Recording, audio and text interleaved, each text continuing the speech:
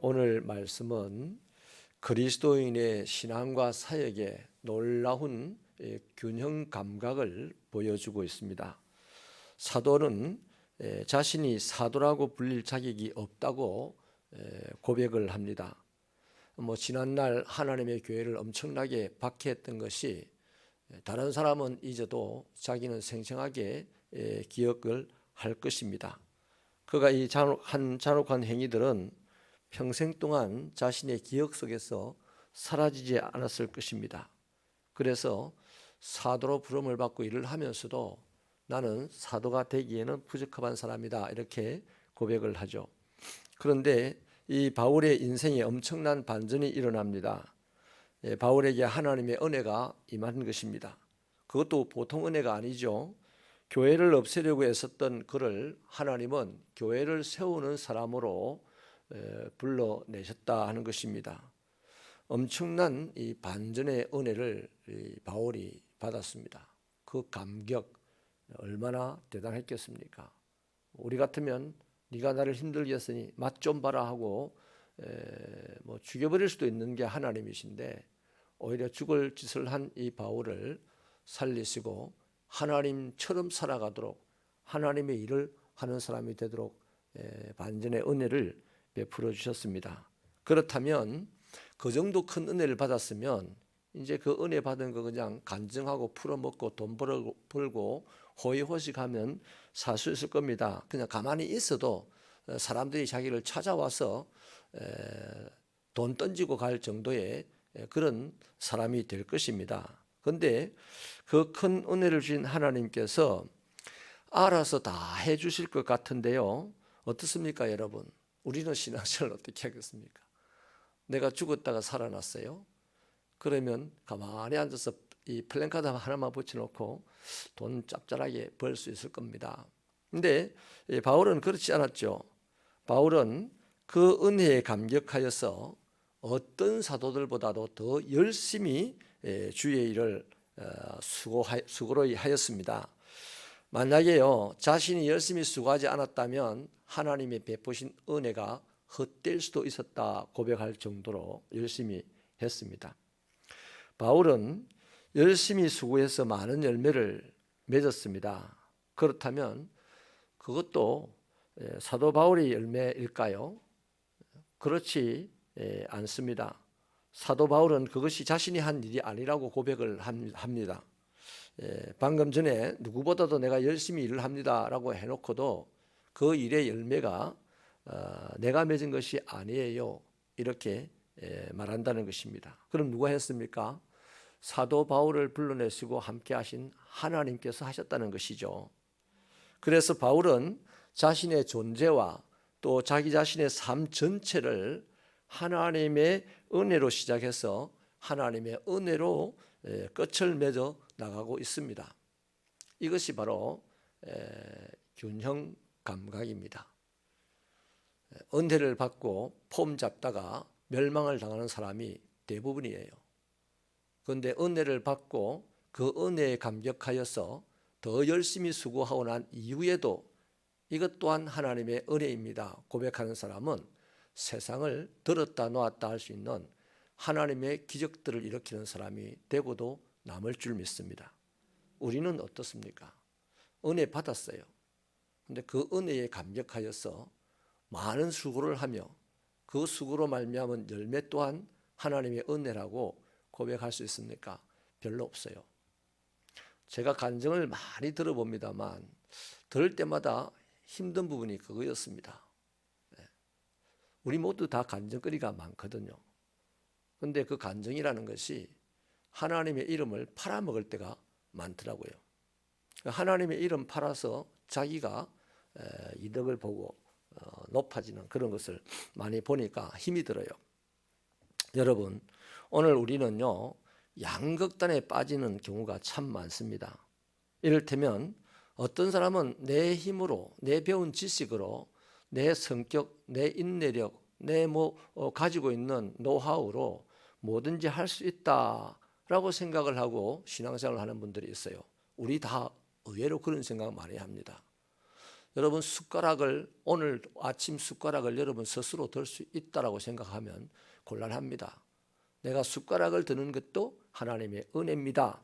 할 수 있기를 바랍니다. 그런데 의외로 우리는 내가 할 수 있다 생각하고 주의 일을 많이 해요.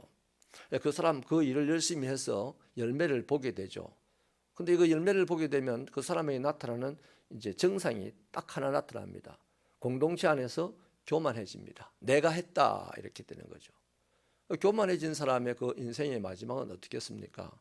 하나님께서 반전의 은혜를 주시지 않는 한 그 사람은 멸망의 길을 가는 것이죠. 그래서 공동체 안에서 버림을 받기도 합니다.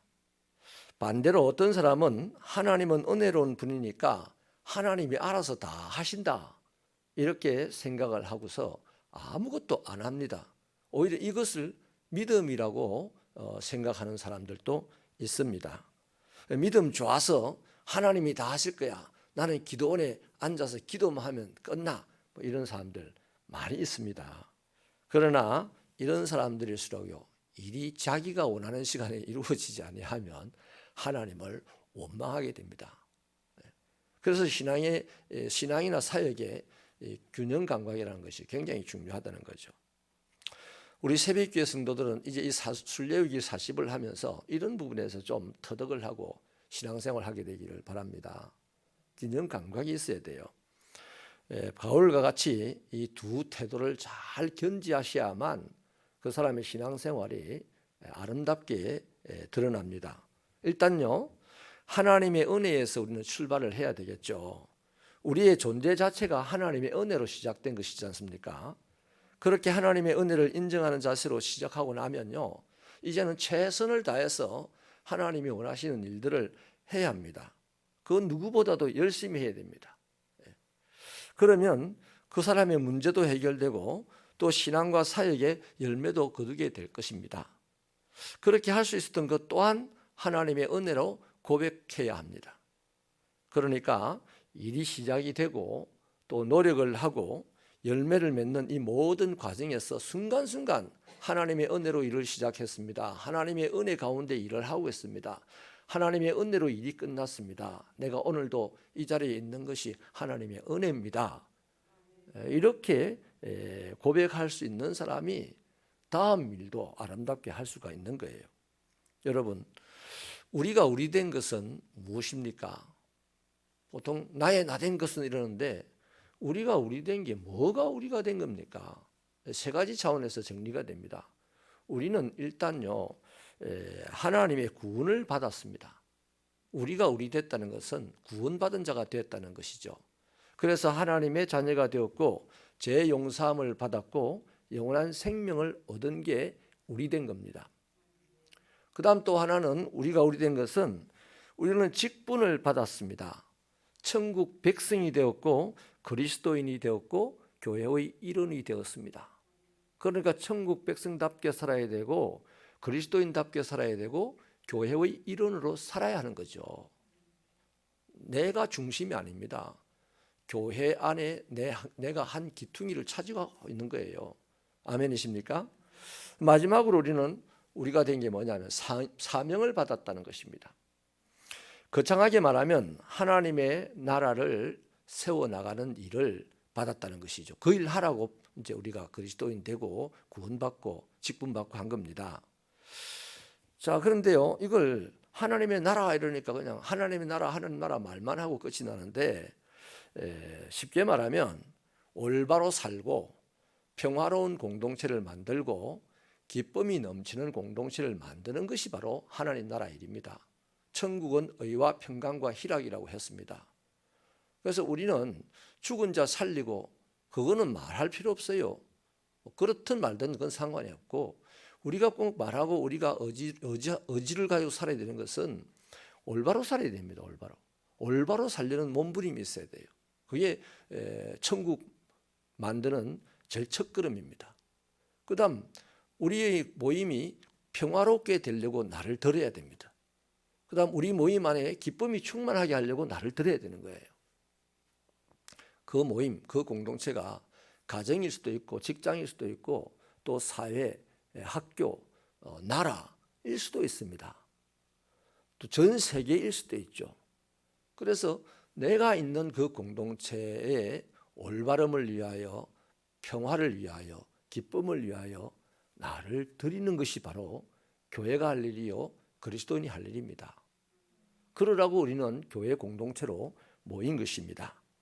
이게 그리스도인입니다. 아멘.